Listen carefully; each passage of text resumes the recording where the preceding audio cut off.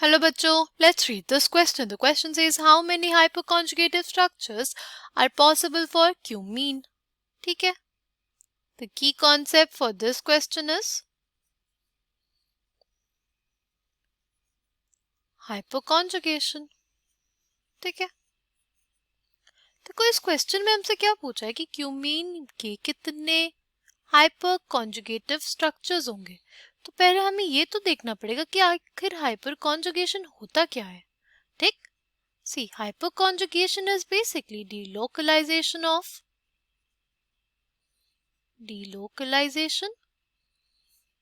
of sigma electrons of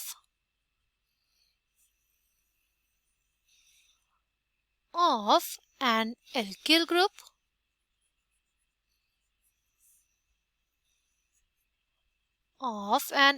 group directly attached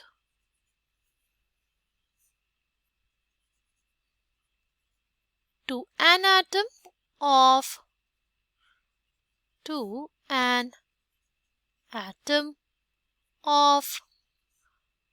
unsaturated system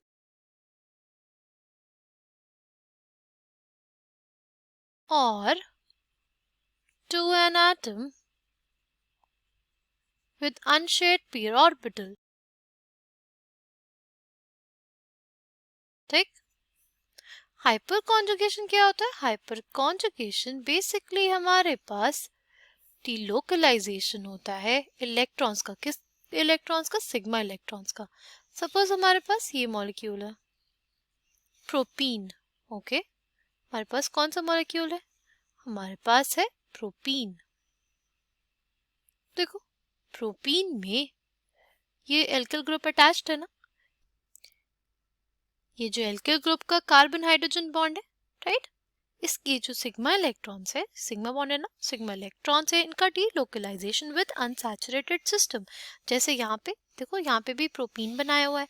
ये जो CH carbon bond, carbon hydrogen bond की जो electron density है, उनका डीलोकलाइजेशन कहाँ हो रहा है? ये जो हमारा अनसैचुरेटेड सिस्टम है उसके साथ. अब अगर और हम लोग हाइपोकॉन्जुगेटिव स्ट्रक्चर्स देखना चाहे तो हमारे पास क्या हो सकते हैं? देखो ये है ना हमारे पास प्रोपीन. अब क्या होगा? हमारे पास ये सिग्मा इलेक्ट्रॉन इधर चले जाएंगे, ये इलेक्ट्रॉन डेंसिटी इधर मूव कर जाएगी.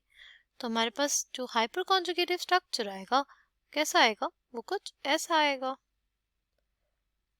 ठीक है, वो कैसा आएगा? वो कुछ ऐसा आएगा.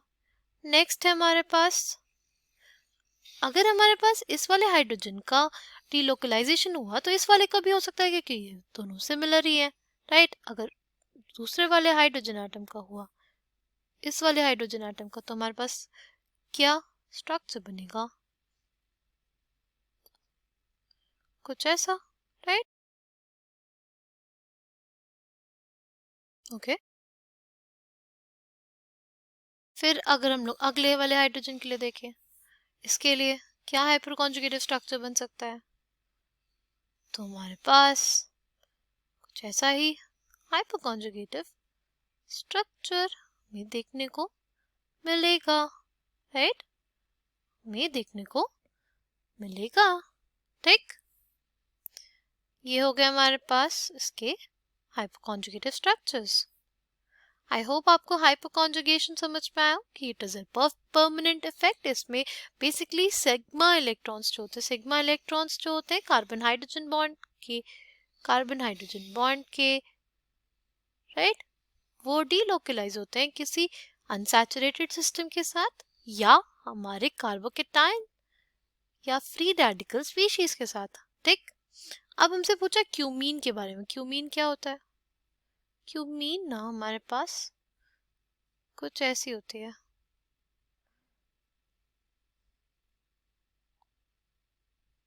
This is cumene, right. This is cumene. Okay. अगर इसमें हम लोग ये देखना चाहे कि हमारे पास कितने अल्फा हाइड्रोजन है इसके पास, तो देखो यहाँ पे हम लोग अल्फा हाइड्रोजन तो देखे थे कि हमारे पास ये वाला जो कार्बन है ये अनसैचुरेटेड कार्बन, इसके बगल वाला ये कार्बन हमारे पास अल्फा कार्बन है, उससे अटैच जो हाइड्रोजन है वो अल्फा हाइड्रोजन होंगे, ठीक है। हमारा अनसैचुरेटेड सिस्टम, उससे अटैच वाला कार्बन हमारे पास अल्फा कार्बन, और ये हमारे अल्फा हाइड्रोजन्स। अब यहाँ पे ये एल्कीन है, राइट, इससे अटैच्ड हमारे पास ये वाला कार्बन है, और क्या इससे कोई हाइड्रोजन अटैच्ड है? हाँ, सिर्फ एक हाइड्रोजन है, तो यानी इसमें हमें सिर्फ एक ही हाइपोकॉन्जुगेटिव स्ट्रक्चर देखने को मिलेगा, ठीक है। इसमें सिर्फ एक ही हाइपोकॉन्जुगेटिव स्ट्रक्चर देखने को मिलेगा, कुछ ऐसा होगा।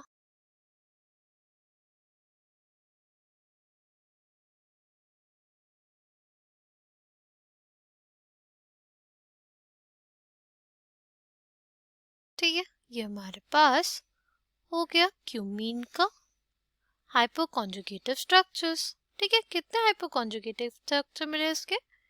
इसके हमारे पास मिलता है सिर्फ एक हाइपोकॉन्जुगेटिव स्ट्रक्चर, ठीक है।